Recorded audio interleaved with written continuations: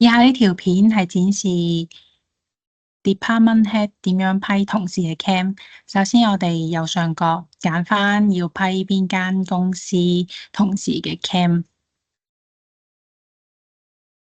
公司名隔離有個鐘仔，係顯示啲待辦事項嘅。咁我哋而家 click Expense Report。批完之後，我哋會見到有邊啲同事交咗 Cam Report。咁我哋撳入去。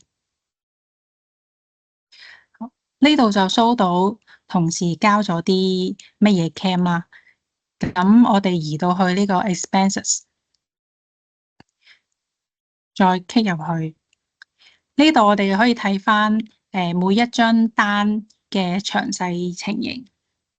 咁我哋拉落嚟下邊咧，如果要睇 receipt 嘅話咧，就撳呢個萬字夾。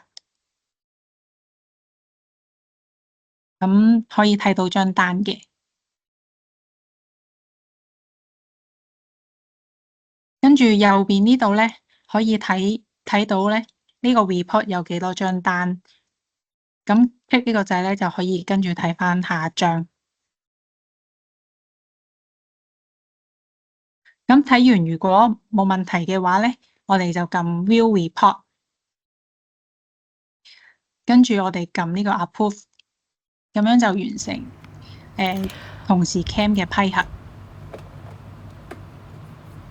另外，如果對同事嘅 Cam 有疑問，我哋可以拉落嚟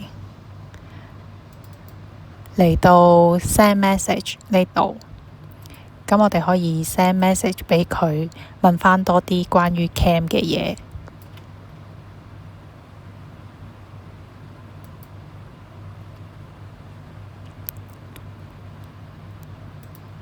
咁撳咗 send 之後呢，同事就會收到 email 嘅通知。